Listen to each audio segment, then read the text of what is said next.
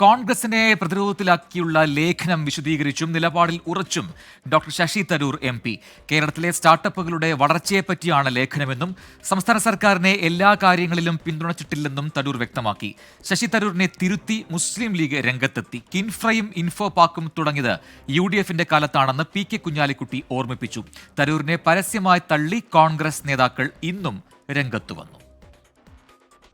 കേരളത്തിലെ വ്യവസായ അന്തരീക്ഷത്തെ പുകഴ്ത്തിയുള്ള ലേഖനത്തിൽ ഉറച്ചു നിൽക്കുകയാണ് ശശി തരൂർ.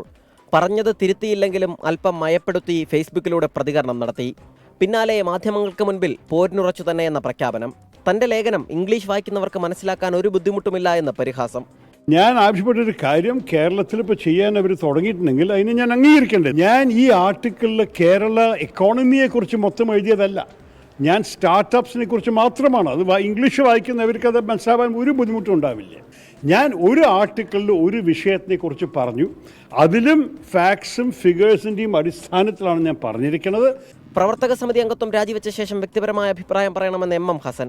ഒരു പാർട്ടിയുടെ MP, കോൺഗ്രസിൻ്റെ അത്യുന്നത സമിതിയിലെ ഒരു വർക്കിംഗ് കമ്മിറ്റി മെമ്പറായ അദ്ദേഹം ഇങ്ങനെ സ്വതന്ത്രമായ അഭിപ്രായം പറയുന്നത് ശരിയല്ല എന്നാണ് എൻ്റെ അഭിപ്രായം.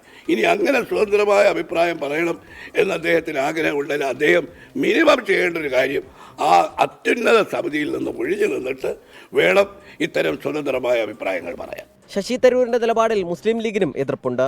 രാഷ്ട്രീയ സാഹചര്യത്തെ ഗൗരവത്തോടെ കാണുന്നുവെന്നും പറയേണ്ട സ്ഥലത്ത് പറയാൻ കെൽപ്പുള്ള പാർട്ടിയാണ് ലീഗെന്നും PK കുഞ്ഞാലിക്കുട്ടി വ്യക്തമാക്കി. പിൽക്കാലത്ത് കേരളത്തിൽ വന്ന വ്യവസായങ്ങൾ 90% കിൻഫ്ര പാർക്കിനകത്താണ്. അപ്പോൾ കേരളത്തിൽ വ്യവസായ രംഗത്ത് വമ്പിച്ച മാറ്റം വരുത്തിയത് UDF ഗവൺമെൻറ്റുകളാണ്. പക്ഷേ വ്യവസായ അന്തരീക്ഷം എന്ന പ്രശ്നം കേരളത്തിലുണ്ടായിരുന്നില്ലെങ്കിൽ അത് ഈ പറഞ്ഞ നോക്കുകൂലിയും ഇൻവെസ്റ്റേഴ്സിന് നേരിടേണ്ടി വരുന്ന ഭീഷണിയും കാര്യങ്ങളും മറ്റുമൊക്കെയാണ്. ഹൈക്കമാൻഡ് ഉൾപ്പെടെ ശശി തരൂരിന്റെ നിലപാടിനെ തള്ളി. കേരളത്തിൽ വേണ്ടത്ര പരിഗണന കിട്ടാത്തതാണ് തരൂരിന്റെ എതിർപ്പിന് കാരണമെന്നാണ് സൂചന. നടപടിയെടുക്കണമെന്നാവശ്യപ്പെടുന്നവരും കോൺഗ്രസിലുണ്ട്. അതേസമയം പറഞ്ഞതിൽ ഉറച്ചു നിൽക്കുന്നുവെന്നും ഇനിയും എഴുതാനുണ്ടെന്നുമാണ് ശശി തരൂരിന്റെ നിലപാട്. 24 തിരുവനന്തപുരം.